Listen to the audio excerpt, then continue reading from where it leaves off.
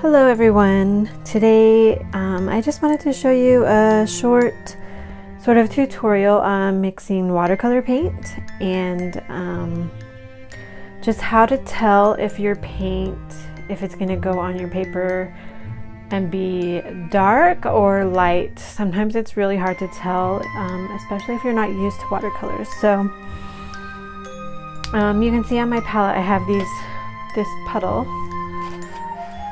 of kind of a goldish color, and when I move it around you can see kind of how transparent it is based on like just how much you can see through the paint to the palette when it's moving. So if I wanted it to be darker on my page, I could add more color to it. So now you see when I move it around, there's just a lot less transparency. Or if I add more water,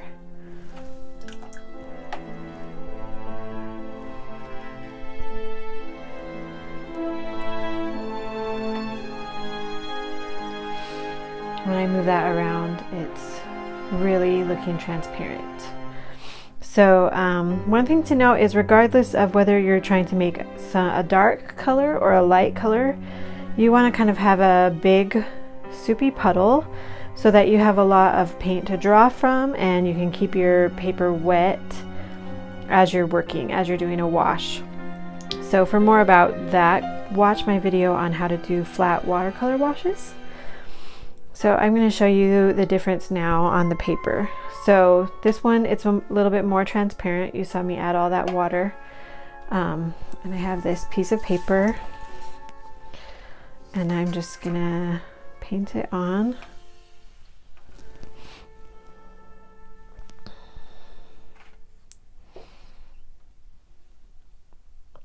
So you can see that's pretty light. It's not giving a lot of pigment onto the paper, except down here where I have the bead.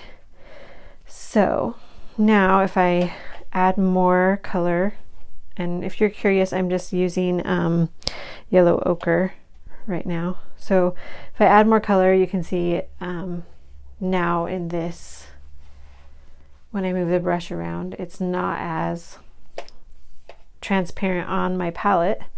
There's less water compared to paint.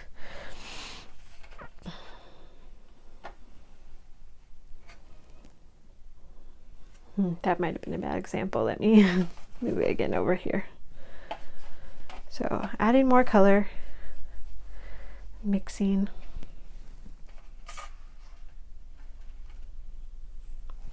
So can you see the difference between this top wash and that? This is a little bit darker. And of course you can make it even darker by adding more. If I just go right out of my paint well right here, there's a lot of paint compared to water. No.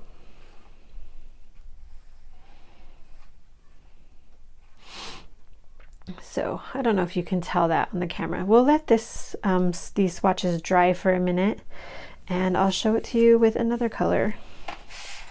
Let's go over here.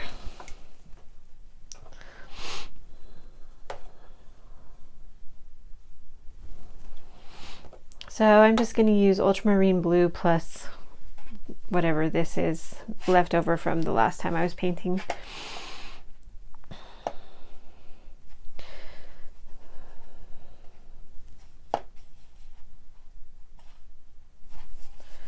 So see, I got a big glob of paint on that. Hopefully you can see there's a lot of paint compared to water on here. So let me get another paper swatch. This is going to be relatively dark.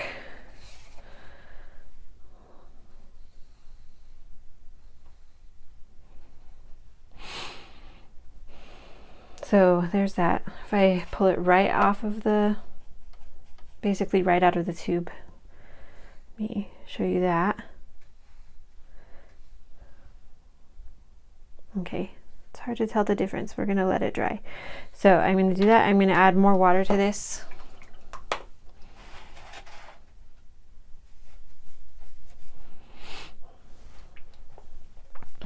So you can see, again, like my puddle is a lot more transparent now just in the puddle.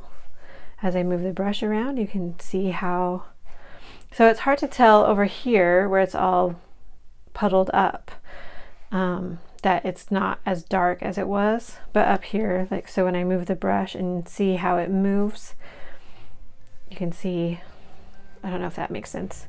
So you kind of let it go a little transparent, or a little, there's less water and paint over here rather than this big puddle. So I know that it's going to be lighter. So you can tell the difference there. These were my two dark swatches. That one's a lot lighter. But on here, on the puddle, it's hard to tell just by looking at this dark puddle that it's not actually going to come off that dark.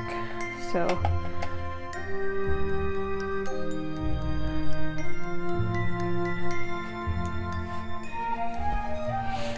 again, like if I move this around, you can tell in this transparenter area that it's darker, or yeah, darker than it was.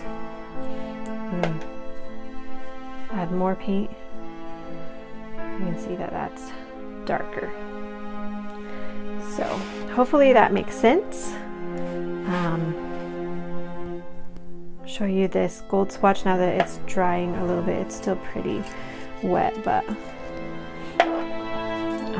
can see there's the darker paint and here's the lighter, so you can see the difference on there, but you can't tell as well looking just at the puddles.